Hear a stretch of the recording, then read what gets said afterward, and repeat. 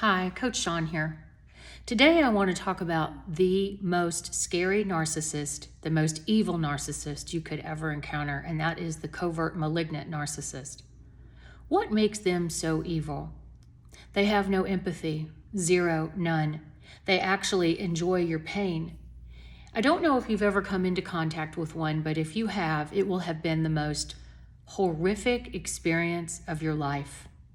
These people will rip you apart from limb to limb, and even when you're down, they will continue to kick you and hurt you in every which way possible and enjoy your pain. These people are definitely the most evil walking among us. Let's start with some signs to know whether or not you're with a covert malignant narcissist. They distort reality. Completely distort reality. They want you to think that what you're seeing and what you're experiencing isn't true. For example, if you know that they're cheating on you, you know it, you feel it. Maybe you've seen in their spam folder dating apps, for different types of dating apps. They don't just send those out for absolutely no reason. Maybe they've changed in the bedroom. Maybe they travel a lot and they used to call you at night from their hotel room and they go out from bar to bar and place to place. They're cheating on you. They want you to believe that they're not. They want you to believe it's your imagination. They want you to believe that there is something wrong with you. That is their number one game. Their number one game is to get you to doubt yourself and also for you to lose it. Because you become so adamant about the fact that the sky is blue and they keep telling you it's purple. You get to a point where you're enraged that your reality is being gaslit against you. And they will absolutely use that against you. That's called reactive abuse. Another thing that they do is they really like to use religion as a tool. They really like to make you think that they are some kind of spiritual person and that they would never hurt you. Often these people go to church every single Sunday. I know in my case, my ex used to love to quote 1 Corinthians. He even had it sang at the wedding. He would use it all the time. Was he patient? Was he kind? Never. He was anything but. You have to be very careful with these people. They often use religion as a tool to want to control you. They will say things like, women submit to your husband, or you're not being very forgiving. They really insist on being forgiven for the sins that they take against you and your family and your children, the vows, but they're not very forgiving, are they? One little slight indiscretion on your part, and they want to completely annihilate you because of that fragile little ego that they have.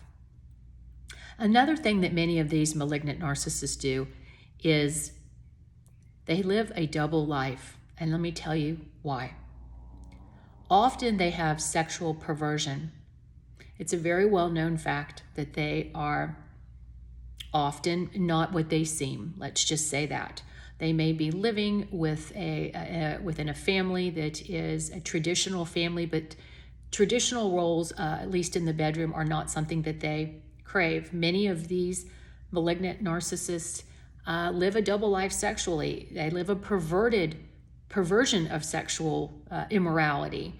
They are very much into disgusting porn, chat rooms, prostitutes, and often they don't always stay with the same team, if you understand what I'm saying.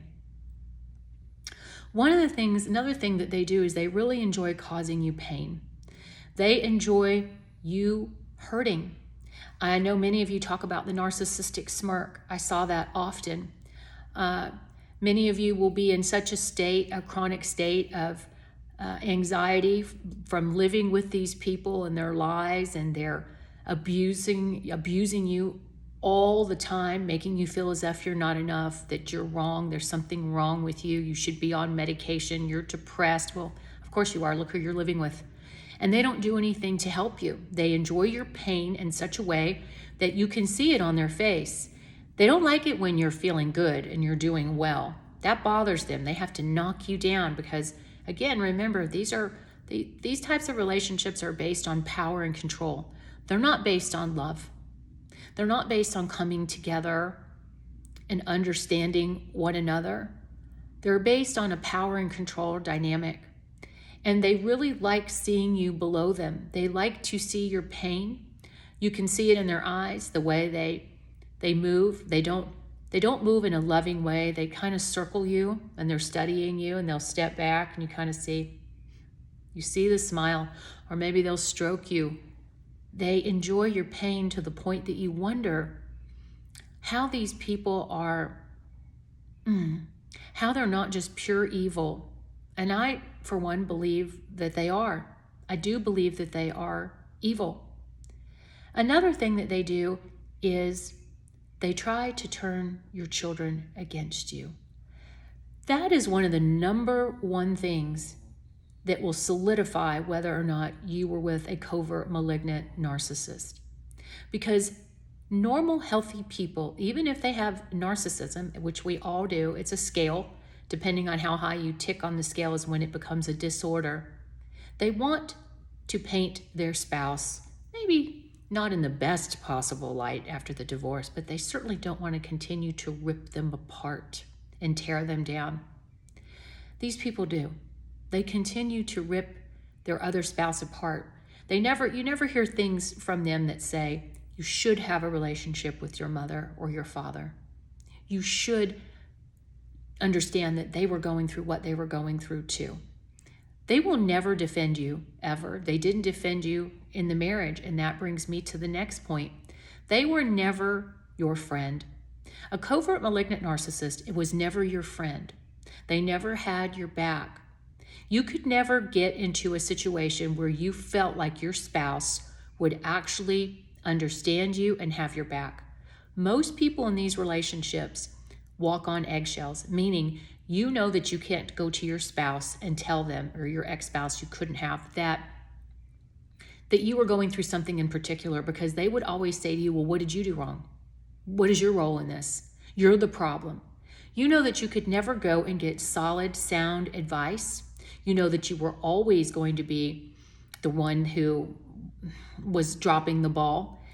Another thing too is they never validated you on a daily basis. In these types of relationships, you never feel like you're doing enough, like good job, like from your spouse.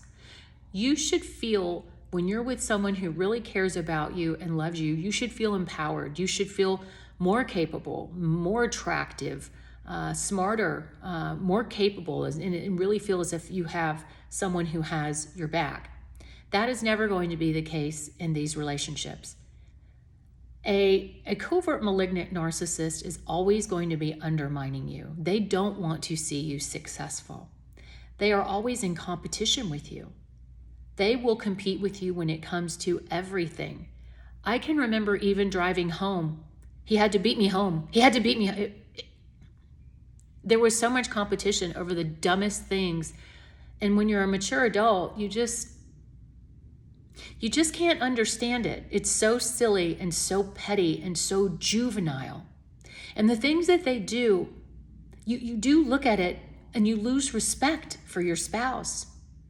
And one of the worst things that can happen in a relationship is when you lose respect for your spouse. You don't respect them, you don't trust them, and you don't believe them. How do you build a foundation on that? Well, you can't.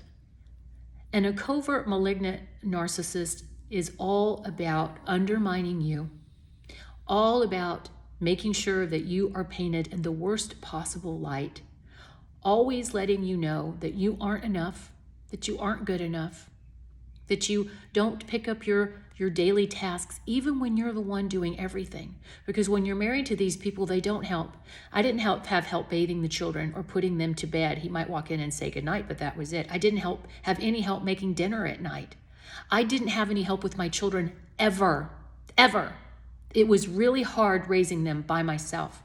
And typically, you're with someone who travels a lot because they don't want to be home. Covert malignant narcissists have a very difficult time sitting still. Most of them have multiple cluster B personality disorders, and many of them have ADHD. It is very difficult to be with someone like that because they can't be present. It's hard to have conversations with them. They don't go anywhere. They're circular. They can't follow. Many of these are types of people are very high achieving at work, but very low on the social scale. They don't pick up social cues. It's difficult to even have mutual friendships or couple friendships with these types of people. Most of the people I know didn't have a lot of couple friends. One, because they don't know how. They don't know how to ask about other people and being quite inquisitive about their lives and give of themselves and have conversations. They always dominate the conversation, and it's always about them. And that's very difficult to have any type of friendship. But these people like to talk about themselves. They don't want to hear from you. That's another thing too. They're not naturally asking about your day and how are you doing.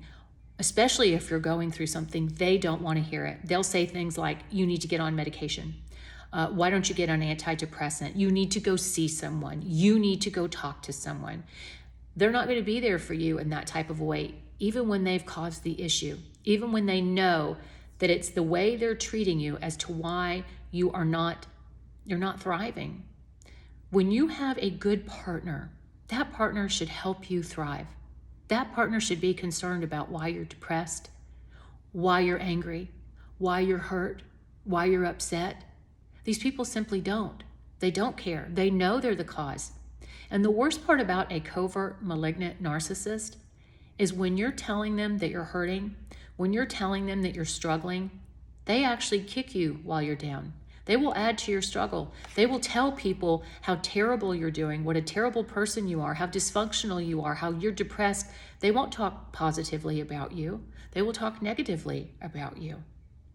Another thing too, they will undermine you with everyone. If you ever wondered why you lost friendships, certainly why your relationships with your family members have deteriorated, that of course is the smear campaign. They're going to talk poorly about you to anyone and everyone who will listen, and that includes your own children.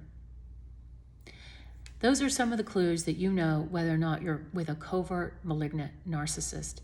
These people are evil. They do not care about you. They do not care about anyone but themselves.